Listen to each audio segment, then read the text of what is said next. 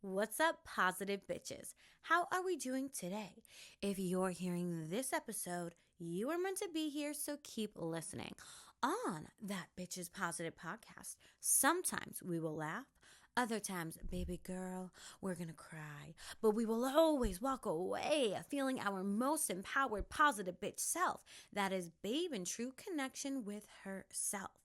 On this podcast, we simply unbecome who we are not so we can fully step into exactly who we incarnated here to be. Can I get an amen? Amen. Today, I'm giving you my very own Positive Bitch Boundaries Bible, okay? We're going to learn how to make boundaries. We're going to learn how to keep boundaries. We're going to chit-chat about which boundaries to use and when, whether it's a coworker or an ex. We are not going to leave anything out.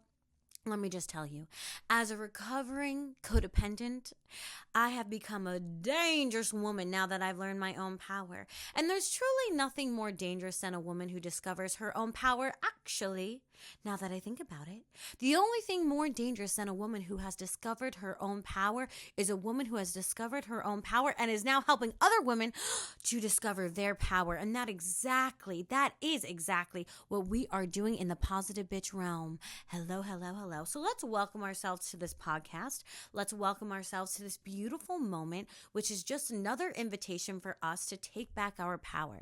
Let's take a deep breath in through our nose and let's breathe it out through our mouths. Oh yeah. Doesn't that feel good? There's nowhere else you need to be right now. There's nothing else you need to be doing. We are here in this moment because this moment has purpose for us. Before we get into it, a couple of announcements. If you're not yet following me on Instagram at vibingwithcc and at That Bitch Is Positive, be sure to follow me there so you can suggest what topics we talk about on this podcast. I put up a prompt this week. What questions do you have about boundaries? And I picked a bunch of them to talk about today. You'll also get daily tips and tricks on how to align with your most magnetic timeline. If you're looking to become a positive bitch, join the PEDESTAL Path course. All the links will be in the show notes below. If you're going through a breakup, the 21-day breakup glow up challenge, girl, is for you. It will help you take back your power, refocus on you, and hello, glow up. If you want to understand the subtle energies when dating, you can get the Calling Your Power Back workbook now. And if you're interested in healing your divine feminine energy, I have a workbook for that too. Without further ado, let's get into today's episode. Now, I have much to say because like I said, I went from a people-pleasing, codependent, anxious attachment woman to a woman who understands her own fucking power. And as a woman who's been codependent and as a woman who understands her own power, let me just say, I'd rather be a woman who understands my own power. I'd rather be where I am right now. So if you're on that shaky bridge of kind of codependent, kind of independent, let me be the hand to reach out to you, to bring you across the bridge, baby girl. Let's talk about boundaries. Now, there's a huge misconception about boundaries, and I cannot go on one more second without addressing this. We think I'm going to set a boundary and I'm going to feel wonderful.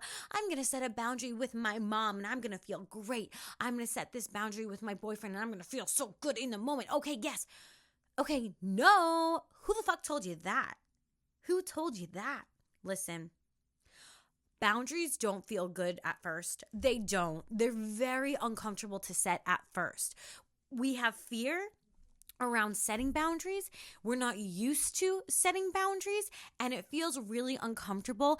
And when we set a boundary, I have to set boundaries with my mother because she will go into these rants out of nowhere, and I love her. She's my BFF.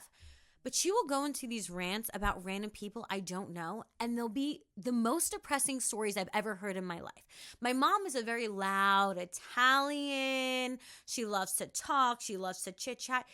But this woman, she forgets everything. But somehow, if someone tells her a horrific life story, she'll remember every detail. She will go into these soliloquies of her just describing every terrible thing that's ever happened to someone. And I'm like, Mom, we need a conversation boundary here. I can't listen to it right now because you're filling up my airspace and I feel like I cannot breathe. And we need to take it back 20,000 notches. Okay? Thank you. Setting boundaries with my mom at first, I felt so bad. I was like, oh, I feel like she needs to vent. I feel like she just wants to tell someone this story, and I'm literally right here, and I'm that person, and I'm her best friend. I should listen to it. No, the fuck I shouldn't. It was bringing down my vibration. It was making me feel like shit, and I had to have all these stories of people I don't know for no fucking reason. If you need to tell people sob stories every day of your life, find a therapist. I'm your daughter. Learn the difference. Now, I didn't say it like that to her, but for the purposes of this podcast, this is my fucking space. I get to say what I want. Hello. It didn't feel good at first. Moral of the story here. It did not feel good at first because I felt bad. And I've always been that person for my mom that would just sit and listen. And I can't. It doesn't make me feel good. Now, this doesn't mean anytime she speaks, I'm like, you cannot speak to me. I am your queen. It's not that. It's sometimes there are certain stories that I'm like, Mom, I can't handle it right now. I have a lot on my mind. I can't handle it right now. It didn't feel good at first, though. Why does setting boundaries not feel good at first? Well, hello. Our ego loves familiarity.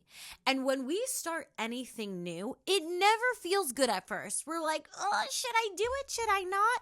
I took out my yoga bag and it just stared at me for a whole month before I even went to yoga. Our ego loves familiarity because it thinks. It does not know. Our intuition knows. Our soul knows. Our ego thinks that if it can predict what is to come, it can therefore keep us safe. Our ego rather stay in an abusive relationship because at least it can predict it rather than be in a healthy relationship where it doesn't know how to predict what may unfold. Our ego thinks it's protecting us by quote unquote keeping us safe, but really what it's doing is keeping us in our comfort zone. That doesn't mean it's keeping us safe. That doesn't mean it's good for us. It's keeping us stuck. So when you're going to set a boundary, the first thing I want you to understand is, it's not always going to feel comfortable, and it may feel a little icky sticky. There's going to be that voice in your head that says, don't set the boundary. Don't do it. It's like this little, it's almost like I think about myself as a queen, and then I think about the little jokester who would come to me in my queendom and be trying to tell me jokes and like, it's like, no, stop it. That voice is going to be there. You don't need to listen to that voice. So yes, there is a misconception that when we set a boundary, it's going to feel good. We have a problem in general society where we want this instant gratification. Boundaries are not something that's going to give you instant gratification, but they will help you over time glow from the inside out. They will help you heal. They will help you put the pieces of yourself back together. They will allow you to get connected with yourself and raise your vibration and elevate your life and all of your relationships. But they take time. They take time to create, set, and keep. They take time to work. They take time for you to see the actual results. It may take time just to get the courage to set this boundary. And then there's that awkward phase where you have to see if it's working or not. You have to see, can I keep this person in my life or not? Are they going to continue to try to cross my boundary? Maybe I need to set it again. Is it clear? So yes, there's going to be an icky sticky season when you're setting boundaries. But this isn't going to last. It's a phase. So we'll honor the phase of the icky sticky season, but all while knowing these boundaries are here to actually save us and our relationships. Because when we don't have boundaries, we think, oh, I'll just let him step all over me and that's going to keep the relationship going. No, bitch, you're going to start to erode from the inside out. You're going to start to have resentment for that dude. You're going to start to fucking hate him and have zero confidence in yourself. So unless that sounds good to you, we need to rewrite the story here. The second point I want to bring to your attention, boundaries are sometimes tricky to create because you have to unlearn your identity that doesn't know how to have any boundaries at all. And this has a lot to do with your self-concept. If you're having trouble with your self-concept, I literally have a package. It's a 5-week package, one-on-one, where I will help you establish a new self-concept, unlearn your old self-concept and completely physically, psychologically, mentally, emotionally, spiritually clean the slate for you so you can align with a new timeline. If you're interested, you can DM me on Instagram at vibingwithcc. It's one of my favorite packages. Oh, and by the way, I have one more opening in my Magnetic Mastery package. It's really a program if anyone's interested. That one is 12 weeks, one-on-one, and it's a package specifically tailored to you and all of your needs. Anyway, if you have learned your whole entire life that anytime you set a boundary, you got yelled at, someone got angry at you, it caused confrontation, people turned away from you, of course you're not going to want to set boundaries. Of course you're going to have fear around setting boundaries. Of course you're going to be uncomfortable. Every time you went to say, hey, that's my toy, you can't steal it from me. Hey, mom, I really don't want to be yelled at and punched in the face. Okay, that is really extreme, but that's just what came to my head. If every time you try to set a boundary, you got yelled at, they turned their back on you, you got the silent treatment, of course you're not going to like to set boundaries because you've learned that boundaries lead to social exclusion. And as social beings, the number one thing we don't want to happen is rejection.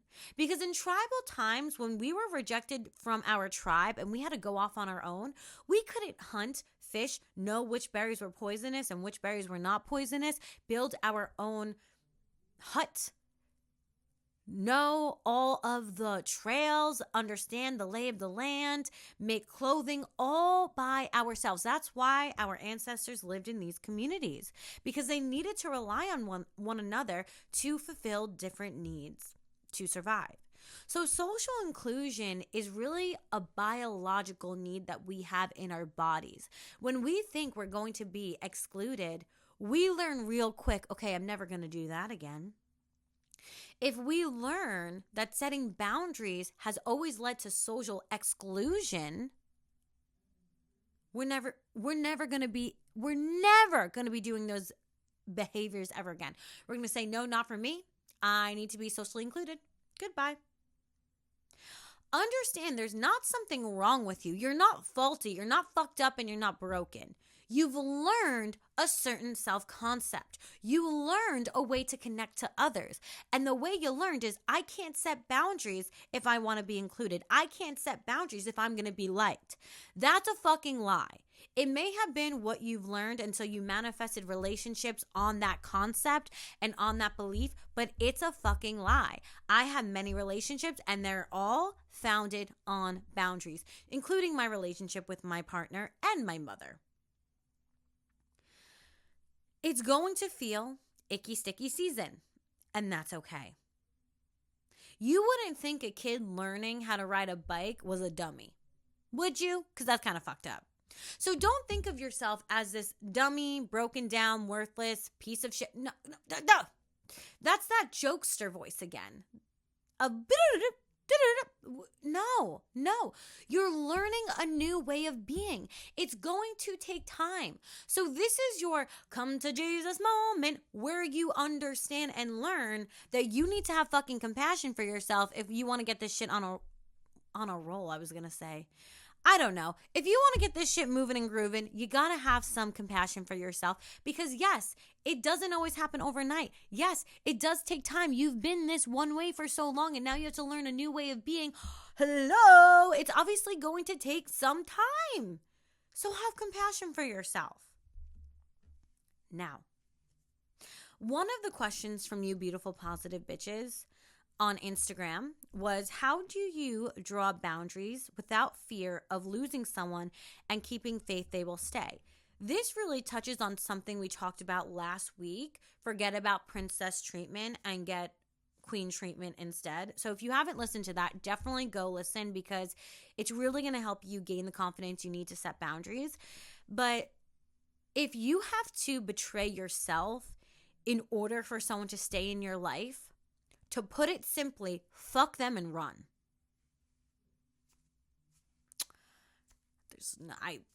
Do I need to explain that?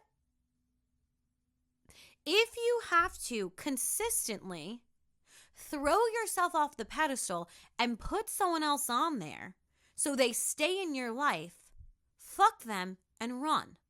What are you talking about? I'm sorry. Did you come all the way to planet Earth and incarnate so you can be someone's slave? Their energetic slave?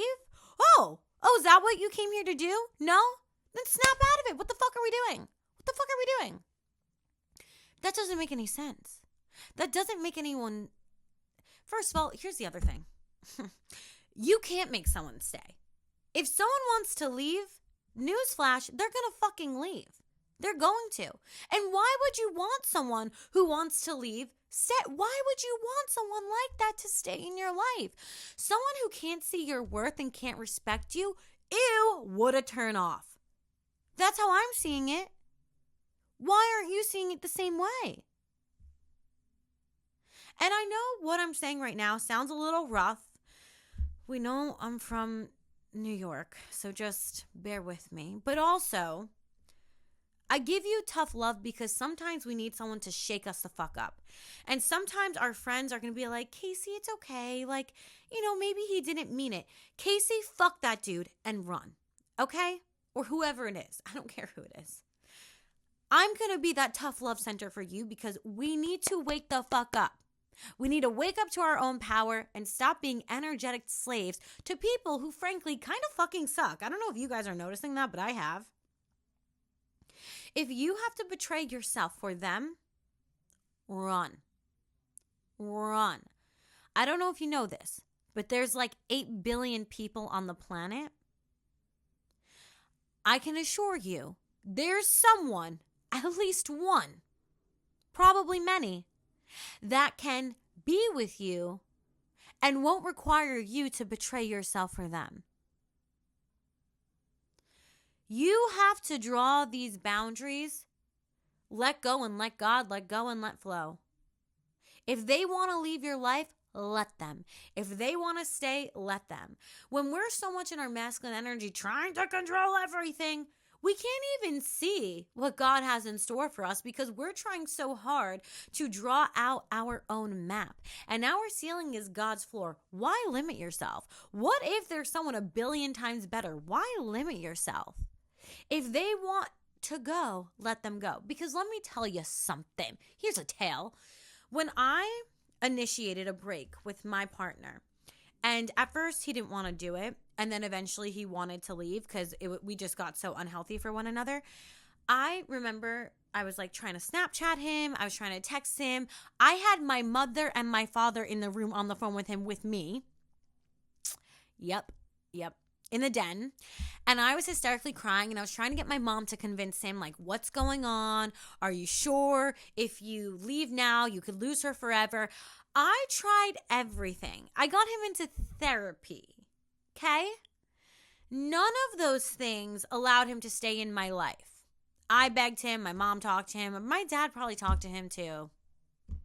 Probably. There's nothing you can do because why? Frequency over force. You cannot force someone to stay in your life. And honestly, frankly, why the fuck would you want to? Trying to force someone to stay in your life is just blocking someone better. Anyway, we're getting away from the point of this podcast. So if you have fear around creating boundaries, that's fine. That's expected because you're learning a new self. You're unlearning who you had to be in order to survive, and now you're learning who you actually are and releasing all the other bullshit. It's a new behavior. We're not going to get instant gratification. Expect there to be an uncomfortable feeling when you're setting boundaries. That's fine. That feeling will fade as you practice. Feelings are not final. They will flow out. Let them be. Take into account the feeling, understanding what we've already talked about, and we're going to, when in doubt, keep going, okay? When in doubt, we're going to do it anyway. So we're going to start with our own mind, our own imagination, our own self-talk, and we're going to start priming ourselves to set boundaries. This doesn't have to happen overnight. Rome wasn't built in a day. Before you put on your makeup, what do? You prime your face. So we're going to do the same thing with our mind before setting boundaries. So we're going to start with affirmations. That's it. Post them on your wall, on your mirror. Every day you need to be saying this. It's safe for me to create and uphold my own boundaries. I'll say it again. It's safe for me to create and uphold my own boundaries. That's one. Number 2, it's safe for me to create a new life with new rules. I'll say it again. It's safe for me to create a new life with new rules. And the third one is, I'm allowed to protect myself. I'm allowed to protect myself. Right now, we're just in the stage of priming ourselves. We're getting used to the idea of setting boundaries. There is this phase of contemplation when we're making a decision to try a new behavior. And if you've been contemplating, should I set the boundary? Should I not? This is going to help you come to your decision of setting the fucking boundary. Because if you're questioning it, you need it. Okay? Another question was, how do I get rid of the fear of setting boundaries? So, okay, one thing is we prime with affirmation. Another way to prime is to, when you're setting a boundary, don't visualize yourself that you're setting the boundary for. Visualize your inner child, because guess the fuck what? That is who you're actually standing up for and setting the boundary for. When you were growing up, no one was protecting you in that way. No one was setting the boundary for you in that way. Your inner child lives on within you.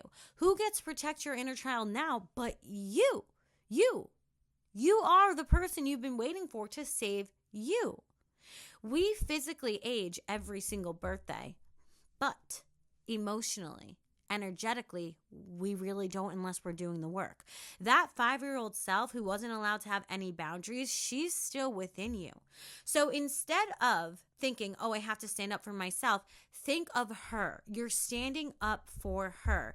Not only will that help you set the boundary because we're more likely to stand up for someone else than we are ourselves, but also it's going to give you a visualization tactic. It's going to hit on your emotional heartstrings, and it's going to give you that motivation. It's going to push you towards making that boundary. It's going to give you the confidence to do so. Another tool to help you create boundaries is start with low-stake relationships. So I used to hate when I would go to the nail salon and the nail tech was doing my nails and it was just like terrible. I would feel so bad saying anything. I would hate it and still tip like a million bajillion because I was just like, whatever. Now I can stand up for my own fingers when I don't like what's going on. I recently went to the nail salon and I had to stick up for my nails because, oh no, I was looking all types of crazy. I showed the nail tech, who I absolutely love and adore. She's amazing. I showed her a photo, and the photo had oval nails. I have square nails, though. But I just assumed, even though it's oval, because I said, I know this is oval, I have square, but can we just take the design and do it on my square nail? She's like, of course. So she starts doing it, but she starts painting the French nail part like circular on my nail as if I had oval nails, but I don't. I have square, so it looked very odd. And I very politely just said, oh, you know how this is oval? Can you just make it a line, just like a French on a square nail instead of the oval? Sometimes someone just doesn't understand what you mean, and you just need to clarify. Did anyone die from me sticking up for myself about my nails? No. Did anyone cry? No. Did an earthquake happen? No. Sometimes you just need to ask yourself, like, what is my biggest fear that's going to happen if I just stick up for myself? They could say no. Fuck it. Let them say no. What's really going to happen if I just stick up for myself and say, you know what, Stacey, my hair looks not blonde, but literally orange right now. Can you just put some more something in it, girl? Because this is not working for me. What's the worst that can happen? Sometimes you just need to write down all of your fears and look at them and be like, okay, none of these things are actually going to happen. And if they did, I can handle them. I used to think, if we break up, what's the worst that can happen? I'll be single. Okay. And I'm not going to die. I'm not going to be rejected from all walks of life. I'll just be single. Sometimes we need to actually have a conscious conversation with ourselves and ask ourselves, what am I so much fearing? You have to speak up for yourself. You have to have boundaries with other people. Why? Because it feels so much better. Because it's you standing in your power. Because if you don't set boundaries for yourself, who will? So when I was speaking up for my nails, could you say that's a boundary? It is a boundary for me. Because I have a boundary that if someone is doing something to me and I don't like it, I can't just let that be. That's a self-boundary I have. And a lot of our boundaries aren't really with other people. They're actually with ourselves, but they require us to communicate with that person. And that's the part we seem to clam up around. The next question. How to kindly, tenderly tell a man or a job offer or a friend that they're not for me? I think a lot of us think, again, this is a self-boundary, like, oh, I don't want this person with me. This is something I don't want for me. It's a self-boundary, but it requires communication. I think, especially as women, we like tiptoe around, oh, I don't want to say I'm not interested, so let me just say this. But then we never clearly get our point across, and someone might still be confused. It's so funny. I was watching this video on YouTube from The Cut or Jubilee or like one of those, and the girls had to rate themselves in order who was the most attractive and who was like the least attractive, and guys had to do it too. The guys were so much more upfront, and the girls are all trying to compliment one another like, me, no, I'm disgusting. I am literally feral. You're beautiful though. Let me go last. And it's just so funny to see how women communicate versus men who are like, nah, I'm hotter than you, get behind me. It was just funny. Men tend to be more direct. They do. We think a lot of the time, well, let me just sugarcoat this to the heavens so that I don't hurt their feelings. You're actually doing more harm than good when you do that. Being passive aggressive or trying to sugarcoat something to the heavens does more harm than good because it leaves people confused, and then they still think they have a chance and they waste more time and you waste more time. What's going to help them the most is if you are just direct. Let's say someone's interested in us and we're not interested back. Oh my God. Oh, thank you. I am so flattered, but I'm just not interested in you. And I don't want to waste your time because you are such a great catch. So many people will be into you. You deserve to go after those people. You deserve to go get those opportunities right now, right here. That's it. I'm just not interested. So many other people will be. Sayonara. That's it. I don't want to waste your time. You don't have to be like, fuck you. No, you can just be like, I'm not interested. I don't want to waste your time. Good luck. That's it. That's it. Honestly, think about how men talk to one another. They're like, fuck you. Okay, we're best friends. Just be direct. I'm not interested. I'm sure other people will be. Have at it. Now, let's say it's a job offer. Again, be direct. This just isn't the right fit for me. Thank you so much. At work, yeah, we have to have this professional filter, but it doesn't mean you can't tell someone no. You can say no, thank you. No, not at this time. No, that's not suitable for me. Even with clients, those entrepreneurs that are listening to this right now, my Etsy girlies, my girlies who have their own business, maybe it's in the service industry like me, have your own coaching business. You have to have boundaries with even clients. I was having people, they were signing up, but then they weren't showing, and it made my schedule such a mess. I had to tell people, if you are a no-show, I have to take your money because you need to learn that this isn't okay. If you repeatedly are a no-show, it's not going to work for me because I bend my whole entire schedule. I put you in it. And if you're not going to show up, you are then reversing everything I just bent. And it creates such chaos. I can't do that with all these different people. I have people saying, can you just give me a discount? Because like blah, blah, blah, blah. How is it fair, Bianca, if I give you a discount and nobody else? I can't do that. When you have your own business, you have to be, actually, same thing in dating. You really need to know your own worth. Whether you're selling on your Etsy store or you're in the service industry or you're dating, you have to know your own worth and stick to it. These are self-boundaries, and we don't break these. let's say you need to set a boundary with a friend or, anyone. It could be a boyfriend, a friend, a mother. You want to make sure that you're doing it at a time that works for both of you. There was a study where they actually found judges in the morning gave more lenient sentences to criminals than during or close to lunchtime when they got hungrier. So just being a little bit hungrier caused judges to give more harsh sentences. When you're setting a boundary, you don't want to be under the influence of literally anything. You need to be clear-headed, clear-minded, clear-spirited, okay? You need to make sure they're not playing video games or watching a movie or it's during a Met game, whatever it may be. Make sure that both of you have nothing else going on. You're both sober and you have time. Hey, can we talk this Saturday about X, Y, and Z? There's a couple of things that have been coming up in my mind, and I just want to flesh them out with you. Make sure we're on the same page.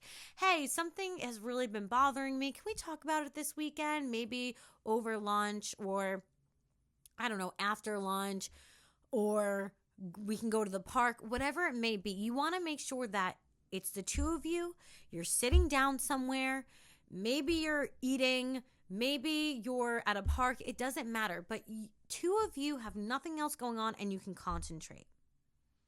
That's going to help you. That's going to help them be more understanding.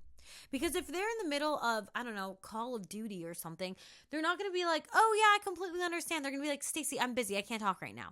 So you think about it as positive bitches. You want to get everything you want and more because we don't get mad. We get everything. How do you get everything? You make sure you're talking to them at a prime time. Okay. If you're having trouble with this, I want you to imagine setting the boundary before you actually do it. Again, this is another primer. Your mind doesn't know if what you're telling it is real, if it's really happening, or if you're just telling it it's happening. So practice in your mind setting this boundary. What are you going to say? How are you going to say it? Are there certain points you need to hit? If you need to write it out, study it, look at it, practice speaking it to them in your mind, and your mind will be primed, plumbed, and ready to do it in the moment. When you're setting a boundary, make sure you're using self-talk. This means we're using I, me. We're not saying you never do this, you never do that. You're saying I need this, or this isn't working for me. I remember when I was getting back with my now boyfriend, I can't believe it, but it's going to be 7 years, our 7-year anniversary this year. Oh my God, in a month. Okay, anyway. I feel like I'm a teenager. How is that I feel like I'm 13 and 90 at the same time. It's a very weird feeling. Okay. Again, that's my problem, not yours. Anyway, as I was saying, when I was getting back together with my partner, I told him, because he was not capable of doing this before when we were being unhealthy. He was just not capable of doing this. I said, if we get back together, something I need once a day is a phone call. It makes me feel connected. Otherwise, I literally forget people exist. It makes me feel seen and heard and validated. And I really just need that in a relationship. And I remember when I said that to him, he was like, absolutely no problem. And he did it. I didn't say, you weren't able to call me once a day before we really broke up. You weren't able to do this. If you don't do this, I'm fucking out of here. I didn't say that. I said, listen, if we're going to get back together, I need this. That's it. Use self-talk. Maybe you need to set a boundary with your partner because they're really clingy and they're always trying to be with you and you feel like you're losing yourself. So we would say something along the lines of, listen, Brad, I love you and you love me. I have to do yoga twice a week to feel like me. I have to do this because it makes me show up my best in this relationship. When I do things for me, I'm able to overflow and do things for us too. That's it. You can say something along the lines of, let's say they're doing something that you really hate. In this case, you would say, this action doesn't make me feel safe. You're not going to say, when you do this, I don't like you. This action depersonalize it. This action doesn't make me feel safe, and I would be safer if you did this. In fact, I'm going to require it from here on and out because this is now my boundary. I'm uncomfortable with X, Y, and Z, and I would rather this. In fact, it's going to be my new boundary.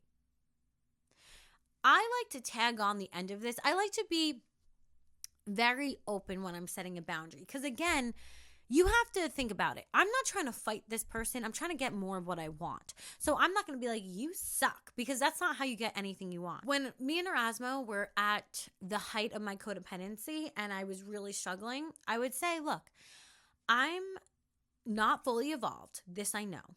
And so I'm experiencing really intense emotions, and it would mean the world to me if we could have better communication when you're not here, when you're on a business trip. I'm not fully evolved. I know this. It would mean the world to me. I would feel safer if the action of communication could be a little bit more prominent when we're not together. We really want to be, we're not trying to be confrontational. We're trying to get what we want. So we're going to befriend their ego. We're not going to try to attack it because that would make literally no fucking sense. Then the next stage of setting boundaries is you have to actually give them time to fulfill it. Now, they might slip up here and there, but it's going to be very obvious whether someone's slipping up every now and then versus just trying to fight your boundaries. There's going to be this process of you now watching. Can they respect my boundaries? Do they understand my boundaries? If you have to repeat yourself once or twice, it's not the end of the world. Just as you're trying to get to know yourself and your boundaries, they're also trying to learn your boundaries. So give them a grace period.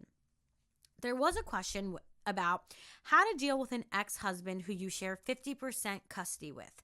Now, this brings up the point of there's different kinds of boundaries that are really important to understand. One is physical boundaries. If you're dealing with an ex who you share 50% custody with, the physical boundary I would have is I'm not hanging out with you. We're not getting pizza every Friday night with the whole entire family, especially if it's someone who I have problems with, right?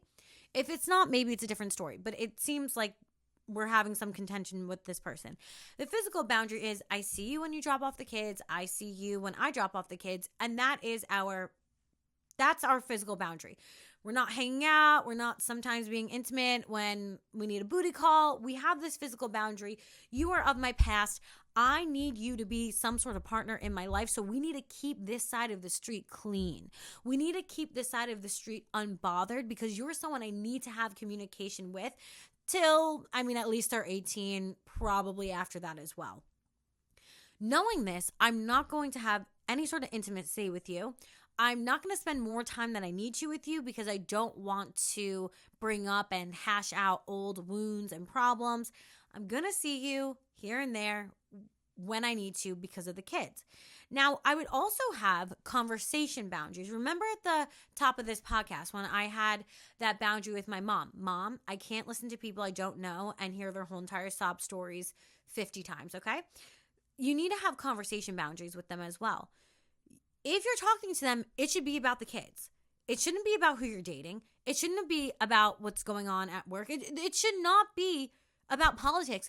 If you're talking, it's your ex-husband who you share custody with. The conversations, I would assume, should be about the kids. Now, you can take my advice with a grain of salt and mold it to what works for you. Obviously, I'm not God, so you have to figure out how it's going to work for you. But you're asking for my advice, and so I would say I would have conversation boundaries and I would have physical boundaries as well. Do not betray these boundaries because if you dip your toe back into that old pool, things can get a little bit messy. Boundaries are like a baby. You have to nurture them. You got to feed them. You need to feed them time, attention, frequency.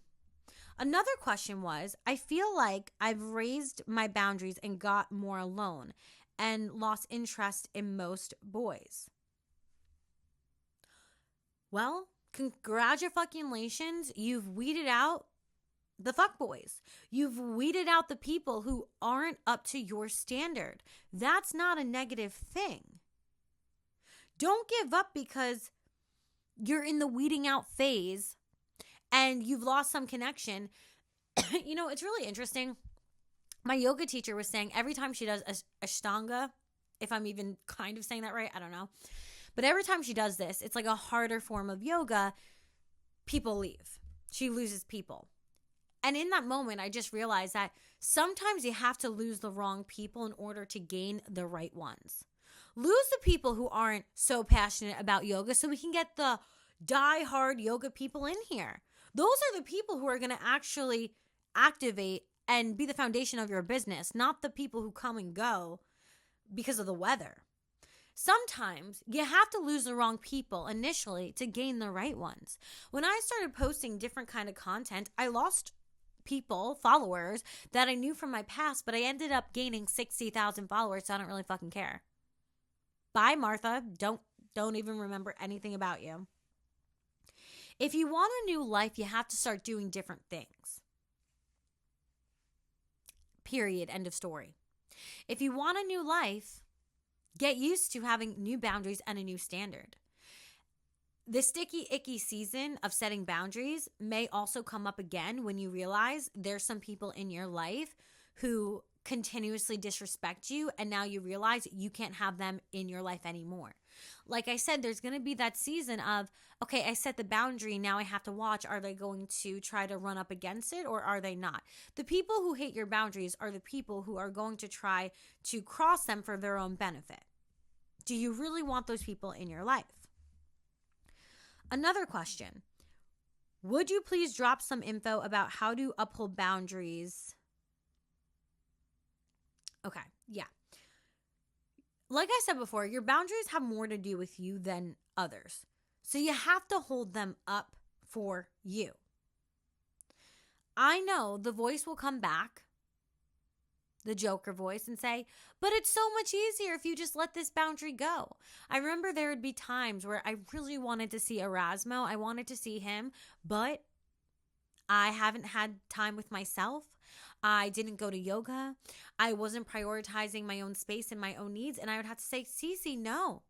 Do you really want to fall back into the codependent patterns? Do you really want to fall back into not knowing yourself? To me, that would be so painful. So I made a promise to myself. And what I would love for you to do is make a commitment letter or contract to yourself, because there's going to be what I would like to call weak knee moments, where you're going to feel weak in the knees, where you're not going to want to set the boundary, where you're wanting to go back to your familiar patterns. And you need to have some sort of commitment statement that you can just pull up on your phone or it's on your wall, and you can remind yourself why you're doing what you're doing. I, Cece, set boundaries so I can know my own power. I, Cece, set boundaries so that I can fully live to my full potential. I, Cece, set boundaries because I'm never going to go back to the version of myself that felt powerless every single day, hated herself, and felt so alone. I set these boundaries for me, and I'm happier now than I've ever been before. Have a commitment statement to yourself that you can pull up whenever you need to remind yourself why you're doing what you're doing. And also keep in mind, with boundaries, we see results not instantly, but over time. So if you want to see the results, you have to keep faith to yourself and to this process. Someone asked, how do you set boundaries when they pull away? Again, this is another self-boundary. When someone's pulling away, we don't want to label that as, well, what's wrong with me? Why am I broken? Why am I worthless? Why does this always happen to me? No, we want to see this as, ew, this is a turn off. And when they come back, because they always do, we're going to tell them, look, you disappearing for 3 days and no text, that's not going to work for me. If that's what you want to do, fine, but that's not what I want. So we should just go our separate ways. Just let me know now. Because remember, we're not trying to force anyone to manipulate themselves to be what we want. No. If you want to be in accordance with me, if you want to stay in my life, this is what I need. If you don't want to do that, fine, but this is not going to be a connection I want to continue. Up front, straight to the point, that's it. Self-talk. I will say, boundaries can change over time. When you first start dating someone, in my case, I'm not having sex with you if I just met you. I don't care if we went out on 3 dates. If I don't feel an emotional connection, I'm not having sex with you. Bye. So that was my boundary at first. But then once I start dating you for 6 months, etc., that boundary then goes away. So keep in mind, I don't want you to feel so constricted by your boundaries because I think sometimes we get that way. Keep in mind, it's okay for your boundaries to mold over time, but it's not okay for you to have no boundaries at all. Let's talk about the ultimate boundary. Someone asked, how do you set boundaries with an ex and cut him off completely? All you're going to say, if they keep talking to you, again, straight up, straight to the point, not sugarcoating. This is no longer serving me. I am simply done. What you have done is a turn off. Block, delete, out of sight, out of mind. I don't care if he emails you. Don't fucking answer it. Delete it. Don't even read it. Mute them, block them, delete them, out of sight, out of mind. If you really want to remove someone out of your life, guess the fuck what, you can. But you have to stop focusing on them. And that means you need to remove all the triggers in your life that remind you of them. Unfriend their mom on Facebook. Stop liking their sister's photos. Mute their whole entire family. And that's going to help you refocus on you. But if you're trying to refocus on you and you see the sister's wedding shower, the mom's posting about the grandkid, it's just trigger. You have to remove the triggers that you can. We can't remove every single trigger on planet Earth, but there are some like social media triggers in which you can remove. So fucking remove them. Block them. If they email you, I don't care. We're not answering them. You're telling me you want to cut them off completely, so do it. And by the way, you don't owe someone an explanation who has done harm to you. So if this person is consistently unhealthy, doing harm to you, you don't owe them anything. I had a client the other day tell me, this guy came up to me and he was asking me if I've ever been with someone and trying to get me to go in this other room. And she's like, I kind of felt bad because I was like, I'm not interested. I'm like, what? I can't even speak right now. The woman was too stunned to speak because fuck that dude. Ew, he's being gross, number one. And number two, you don't owe this stranger anyone. If someone is a stranger or they're doing something harmful to you, you don't fucking owe them anything. They might not even deserve an explanation. So maybe they don't, I don't know. But I'm erring on the side of caution. I would just say what you've done is a turn off. This is no longer serving me. I'm done. Block, delete, goodbye. So I hope this podcast has helped you understand how to be a positive bitch and set boundaries, how to keep boundaries, how to remind yourself of the boundaries, the commitment statement, all things we need. Keep in mind, you can't know a boundary until contrast happens. So when something negative or you perceive as negative happens, remind yourself, I needed this experience to show me where I need a boundary. And that is fine, and that is amazing, and that is well, and you're going to use that to your advantage. Learn from it because we do not lose. We either evolve or we learn. Anyway, I love you so much. As always, the sparkle in me honors the sparkle in you. If you enjoyed this podcast, post it on social media. Be sure to tag me at That Bitch Is Positive and at Vibing with CC. If you felt like this has taught you anything, if you enjoyed it, please leave a positive review on Apple Podcasts and Spotify. It helps the podcast so much and it means the world for me. If not for me, do it for you. Hello, good karma. If you think this podcast could help a friend or maybe a sibling, a cousin, a mom, whoever it may be, send it to them. You never know what words someone needs to hear. And I will see you in the next one. Mwah.